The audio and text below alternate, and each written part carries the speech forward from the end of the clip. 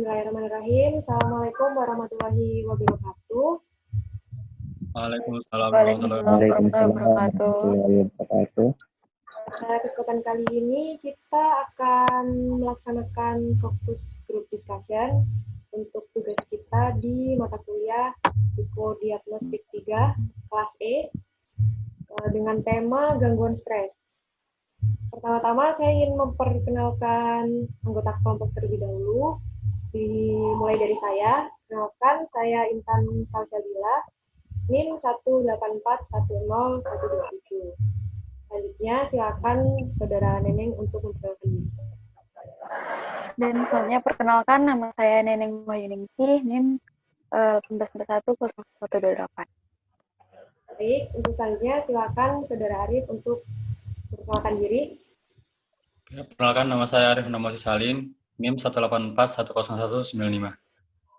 Selanjutnya untuk Saudara Ilham silakan memperkenalkan diri. Perkenalkan, nama saya Muhammad Ilham Ihlas Sulamal, NIM 184100075. Baik, di sesi FGD kali ini saya ingin memperkenalkan bahwa Saudara Arif sebagai narasumber, kemudian Saudari Neneng sebagai psikolog, dan Saudara Ilham sebagai pemuka agama.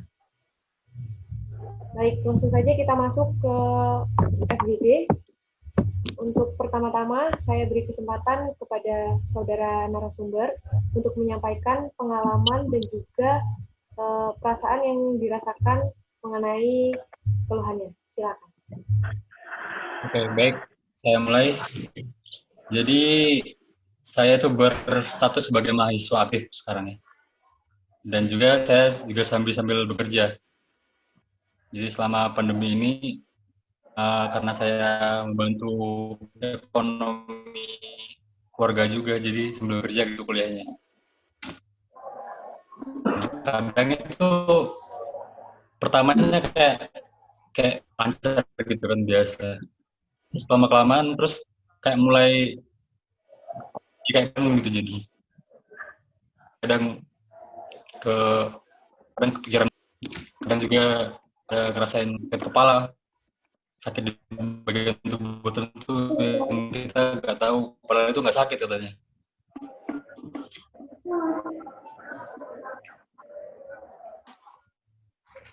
Bentar, kok ini Malik ya? Halo? Halo, silakan dilanjutkan. Halo. Halo? Halo. Oke. Jadi tadi sampai ini ya? Udah lancar ya? Silakan. Sudah lancar? Sudah. Oke, jadi ya itu jadi apa? Seperti saya katakan tadi ya. Jadi saya sambil kuliah, sambil bekerja juga. Pertama tuh kayak berlangsung berjalan lancar aja gitu. Nggak nyampe jadi beban. Tapi kok lama-kelamaan jadi beban banget gitu. Jadi udah fokusnya ke kuliah, fokus ke kerja juga. Jadi kadang ngerasa capek, kadang tiba-tiba bad mood, kadang juga kayak pusing. Terus kadang saya tuh ngerasain kayak sakit di tubuh, padahal itu nggak ada gejala medisnya, gitu loh. Yang sering jadinya kayak bad mood itu sih, tiba-tiba bad mood itu kalau lagi capek, atau enggak lagi banyak gitu.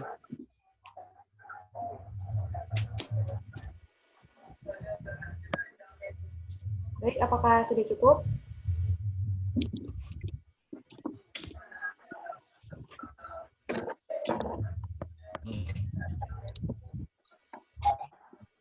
Halo.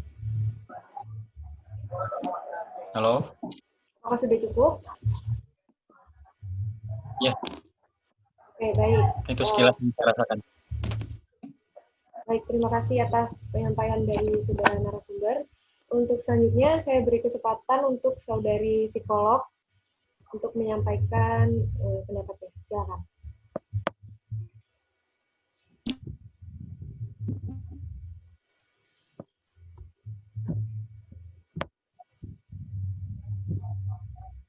Nenek mic-nya Mohon belum maaf, nyala. mic-nya. Ya, maaf. Ya. Jadi dari yang saya dengarkan dari narasumber, yang saya tangkap, kalau menurut saya stres itu yaitu kan perasaan yang tidak enak dari diri kita sendiri, yang dimana muncul ketika seseorang itu memiliki ancaman atau tekanan atau suatu perubahan. Kan di sini seperti narasumber itu memiliki tekanan karena dia kuliah, kemudian sambil kerja, mungkin karena itu dia mengalami stres. Oke, baik. Untuk selanjutnya, saya beri kesempatan untuk saudara pemuka agama untuk menyampaikan pendapatnya. Silakan. Eh,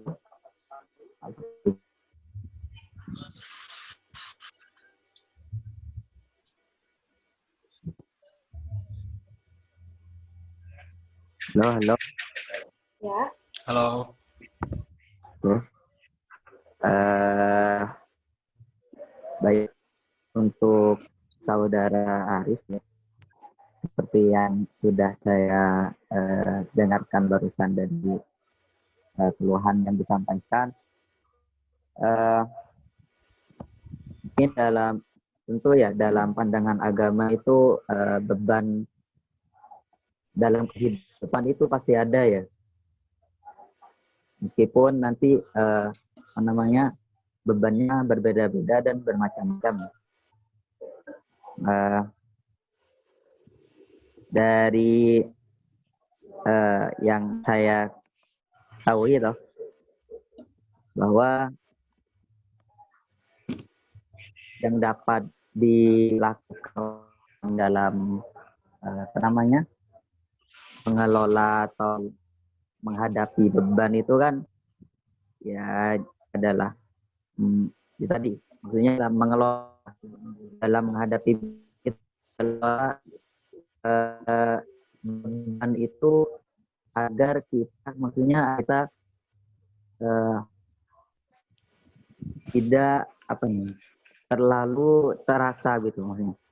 Jadi kalau dalam pandangan Al-Quran itu ada yang namanya konsep ikhlas ya. Ikhlas itu kan artinya kemurnian hati atau legowo ya. Artinya atas apa yang ditimpakan kepada kita, yang dibebani kepada kita itu seharusnya dan kita untuk berusaha untuk ikhlaskan gitu kan. Karena juga tidak ada manusia yang lepas dari beban gitu kan. Seperti itu. Dan tentunya beriring dengan sabar itu sabar ya. Sabar atas segala apa yang dihadapi. Dan tentunya dengan sabar itu kita nanti akan mendapatkan insya Allah akan mendapatkan pertolongan, kesabaran yang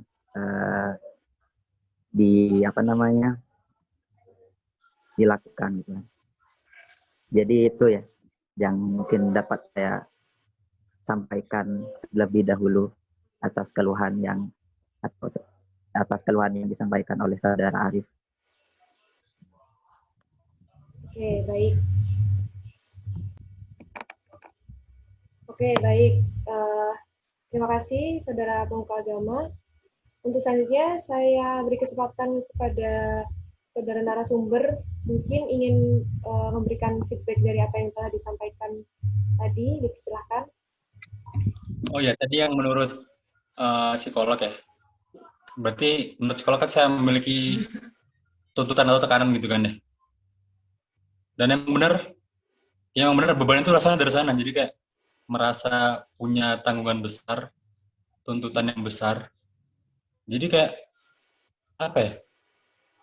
Saya ngerasanya tuh susah banget, berat banget ngejalanin. Nah, sedangkan kepada yang jelasin sama pemuka agama tadi kan katanya ikhlas sabar gitu kan deh. Itu kita kadang nyoba buat ikhlas, kadang nyoba buat sabar, tapi sama aja gitu, tetap kepikiran, tetap jadi beban gitu.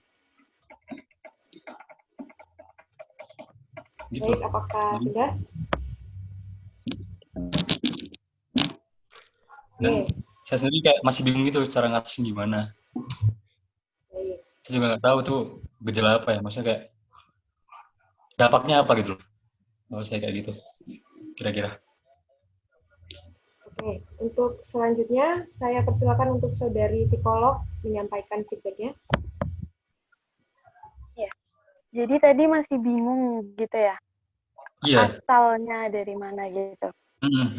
Menurut saya yang pertama itu seharusnya kita itu harus tahu kita ini yang mana. Paham nggak? Jadi kita itu orangnya seperti apa? Kita harus mengenal dulu potensi yang ada pada diri kita sendiri. Kemudian sehingga kalau kita udah tahu potensi kita di sini, otomatis kita menjalankannya kan sesuai. Oh, kalau aku kesini berarti aku cocok nih. Jadi nggak bikin beban untuk diriku sendiri. Tapi kalau kita melanggar dengan apa yang ada pada potensi kita, otomatis kan itu menjadi beban untuk diri kita sendiri. Ya, gitu. Atau mungkin gini ya. Jadi kan ini mungkin kali pertama juga saya bekerja kan. Jadi sebelumnya belum ada pengalaman. Apa mungkin gara-gara karena pertama kali, terus dibarengi kuliah juga, kan jadi kayak gitu. Bisa jadi karena itu apa ya, kurang mampu gitu. Karena harus berbagi. Antara satu otomatis berpikir dalam kuliah, banyak tugas dan lain sebagainya, dan satunya harus mengeluarkan energi untuk bekerja. Oke, baik. Selanjutnya untuk saudara pemuka agama, silakan untuk memberikan feedback. Baik, Mas Arif ya.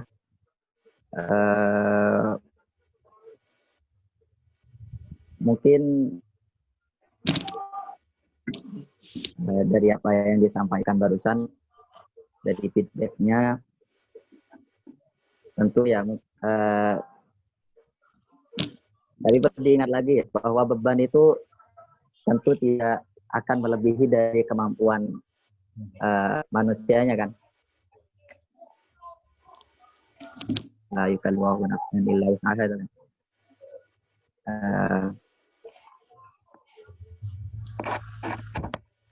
Sebenarnya sudah mengerti dan paham.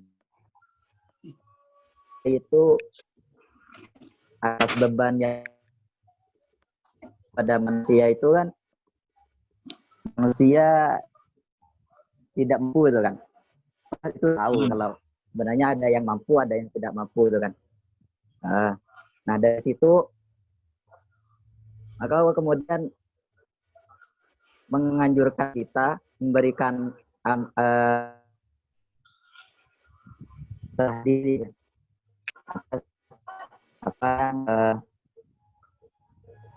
berangkat dari atas ujian yang kita terima ya.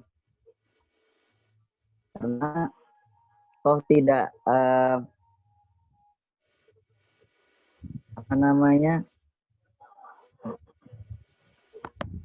atas beban-beban itu kita tidak bisa melaluinya dengan mudah kan. Maka kita diperintahkan untuk bertawakal kan. Dan itu dengan bertawakal itu kita nanti lebih ringan. Kalau kita melakukannya dengan kemampuan kita sendiri, tentu kita meminta bantuan kepada Allah dan hati manusia itu lebih ringan gitu. Jadi seperti itu, Mas Arif. Oke, baik. Untuk selanjutnya, saya ingin menyampaikan beberapa hal mengenai apa yang sudah saya cari dan saya gali datanya mengenai gangguan stres sendiri. Untuk yang pertama, saya ingin menyampaikan bahwa yang saya temukan adalah stres itu muncul pertama kali dari keadaan atau pengalaman luar biasa yang terjadi yang menyebabkan trauma. Baik, apakah ada feedback dari saudara-saudara sekalian?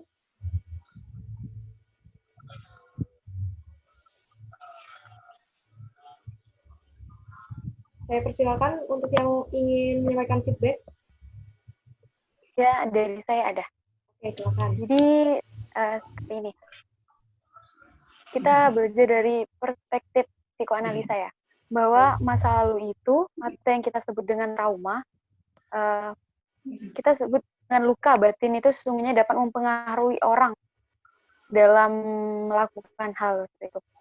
Karena contohnya seperti, misalnya seseorang tidak bisa move on dari pengalaman buruknya, kemudian seseorang itu bisa mengalami disorientation ruang dan waktu, di mana dia udah berada di tahun 2020 nih, tapi apabila dia menghadapi hal yang sama seperti misalnya tahun-tahun dia waktu dia mengalami trauma, maka dia akan mengalami mengalami seperti bahwa dia itu seperti berada di tahun yang waktu aku mengalami trauma gitu. Oke, baik.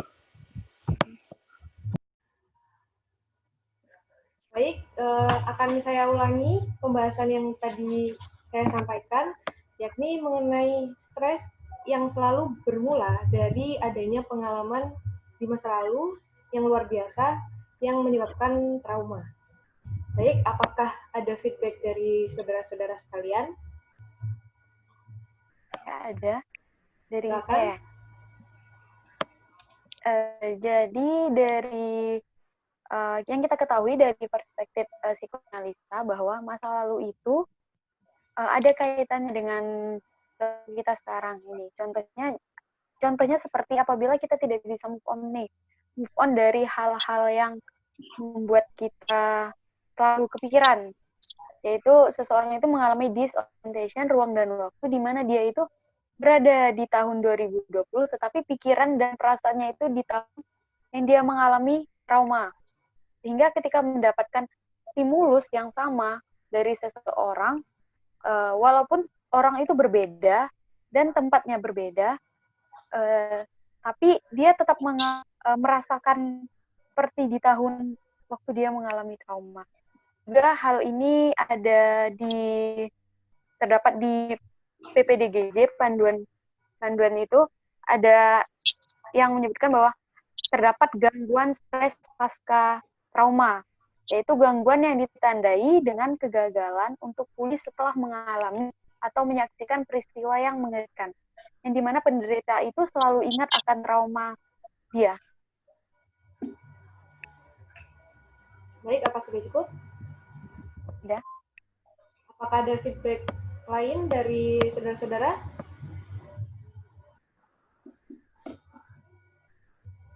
Atau mungkin bisa disampaikan dari saudara narasumber, apakah hal tersebut memang benar adanya dan sesuai dengan pengalaman yang Anda rasakan? Kalau pengalaman atau trauma, kayaknya nggak ada deh.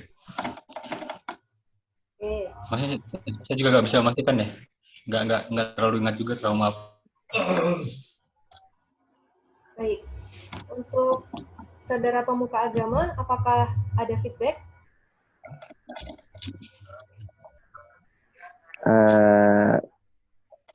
Begini ya, mungkin untuk pengalaman yang buruk yang berlalu ya, dalam pandangan agama gini,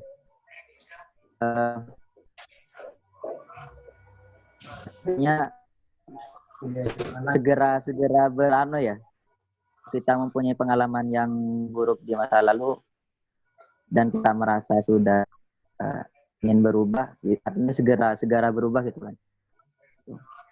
Itu mungkin kalau dalam pandangan agama. Artinya segera memperbaiki gitu. Baik.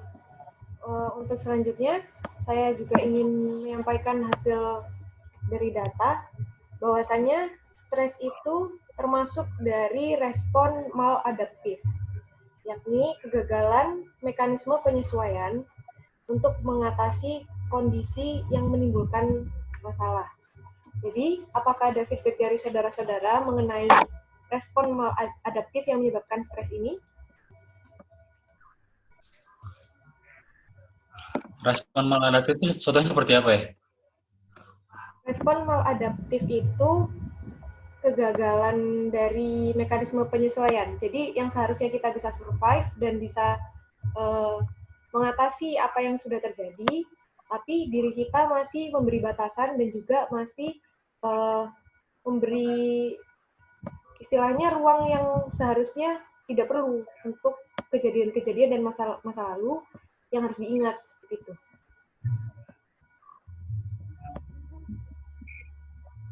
Baik, apakah tidak ada?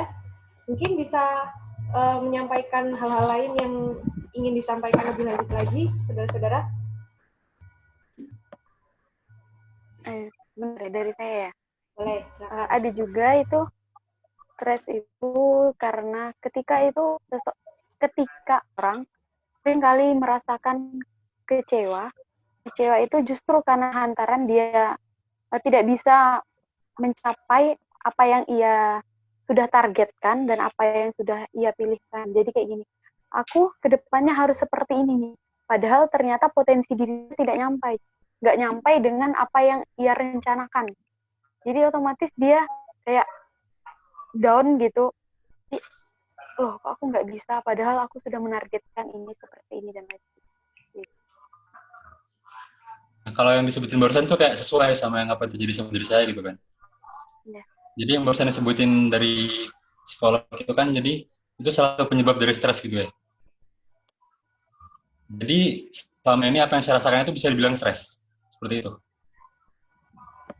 Ya bisa. Jadi karena sebenarnya bisa karena kamu tidak bisa mengkondisikan antara apa yang kamu miliki dengan apa yang harus kamu lakukan. Okay. Jadi itu yang mungkin menyebabkan kamu mengalami stres. Baik, karena kita sudah masuk di pembahasan untuk stres itu sendiri, dan sudah dijelaskan juga oleh saudari psikolog, maka saya ingin membacakan diagnosa dari PPDGJ untuk gangguan stres ini sendiri. Jadi di gangguan stres itu ditemukan gejala-gejala yang biasanya berubah-ubah dan tidak ada gejala yang mendominasi, tapi semuanya dirasakan. Seperti halnya keadaan terpaku atau melamun, kemudian depresi, kecemasan, kemarahan, kecewa, overreaktif, dan penarikan diri dari kondisi sosial. Mungkin ada feedback lagi dari saudara-saudara?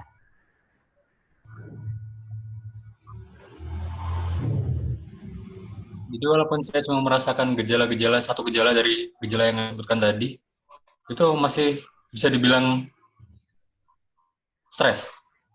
Gitu. Kalau di sini disebutkannya gejala tidak ada yang mendominasi, tapi semua gejala itu dirasakan. Jadi bukan hanya satu gejala saja, melainkan semuanya, namun tidak mendominasi.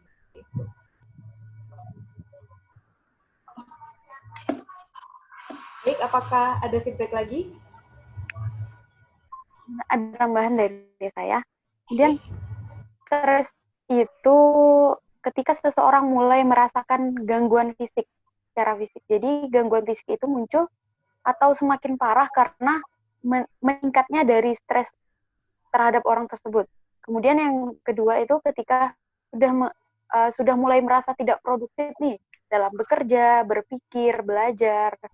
Nah, itulah yang diindikasikan bahwa seseorang itu tidak bisa menyesuaikan dirinya dengan lingkungan. Jadi kayak diindikasikan bahwa dia itu mungkin mengalami stres. Baik, apakah ada feedback lagi?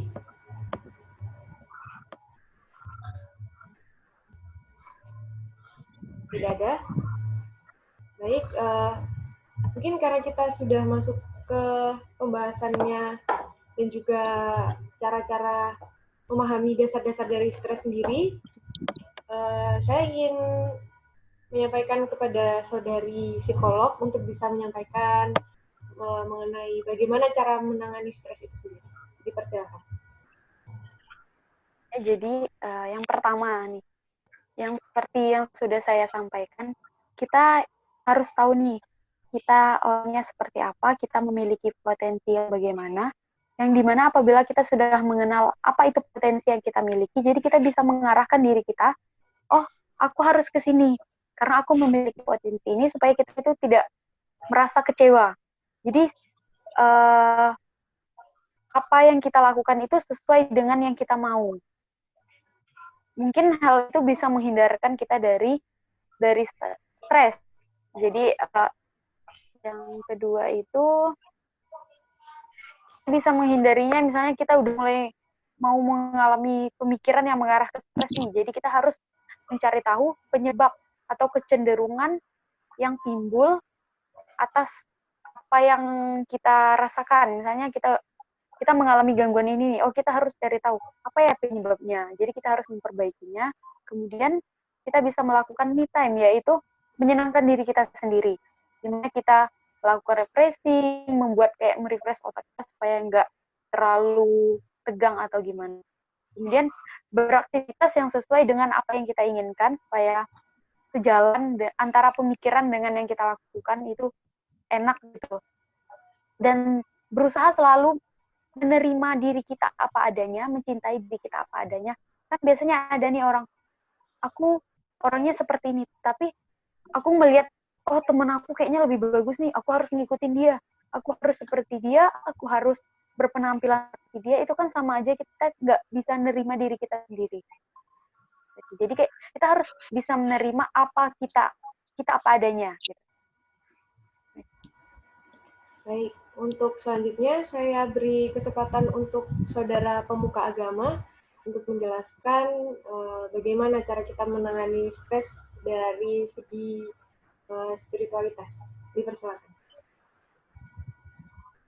Baik, terima kasih sebelumnya.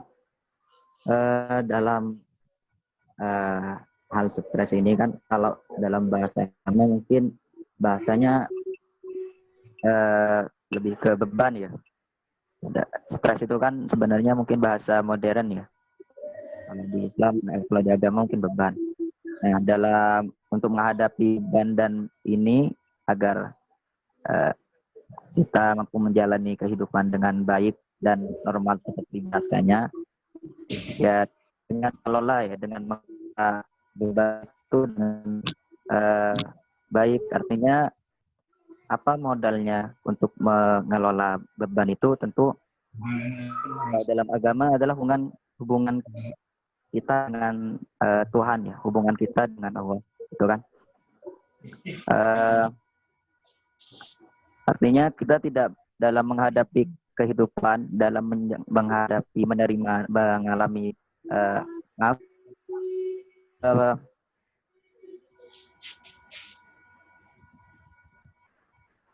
Halo? Halo. Maaf, sinyalnya kurang bagus di sini, kurang lancar. Oke, lanjut. Ini kita tidak bisa boleh terlepas dari tuntunan agama atau terlepas dari bimbingan agama. Dan karena di dalam agama itu dalam menghadapi beban, menghadapi stres itu tentu modalnya adalah ikhlas dan sabar yang tadi. Dan tentunya ikhlas dan sabar itu kemudian diakhiri dengan tawakal, karena tidak ada yang bisa kita usahakan dengan sebaik mungkin tanpa kita bersandar kepada Allah gitu. Kalau dalam agama mungkin begitu dari pandangan agama. Oke, baik. Baik, itu tadi hasil dari FGD kita pada kesempatan kali ini. Untuk yang terakhir kalinya, saya berikan kesempatan untuk memberikan closing statement dari apa yang sudah kita bahas pada kesempatan kali ini. Untuk yang pertama-tama, saya berikan kesempatan kepada saudara narasumber untuk menyampaikan closing statement. Jadi berdasarkan apa yang sudah dipaparkan sama pihak psikolog sama pemuka agama tadi, terutama yang ke psikolog dulu ya. Jadi setelah apa yang dijelaskan tadi, saya jadi bisa tahu kan, kalau saya tuh ternyata stres gitu kan, punya stres. Dan benar gejala-gejala yang disebutkan maupun indikasi-indikasi yang disebutkan itu sesuai sama apa yang saya rasakan gitu loh. Kayak ada gejala dari psikologisnya, gejala dari fisik gitu. Terus jadi saya juga tahu tadi cara mengatasinya gimana dengan perspektif ilmu psikologi sama spiritual. Gitu. Apakah sudah cukup? Oke, untuk selanjutnya saya berikan kesempatan kepada saudari psikolog untuk menyampaikan closing statement-nya. Dipersilakan.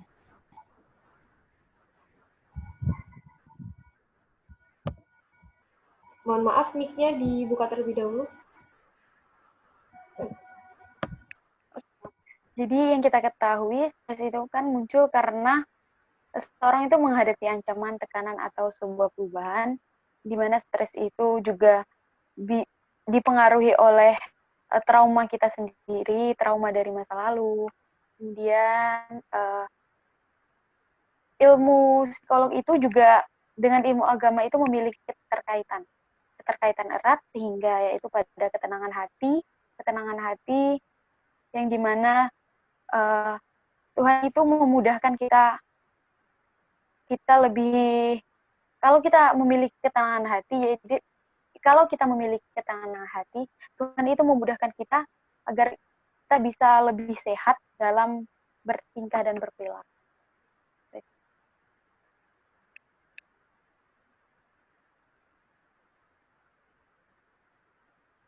Mohon maaf mic-nya. Mohon maaf sebelumnya. Kita lanjutkan lagi. Saya berikan kesempatan kepada saudara pemuka agama untuk bisa menyampaikan closing statement dari diskusi kita pada kesempatan kali ini. Dipersilakan. Baik.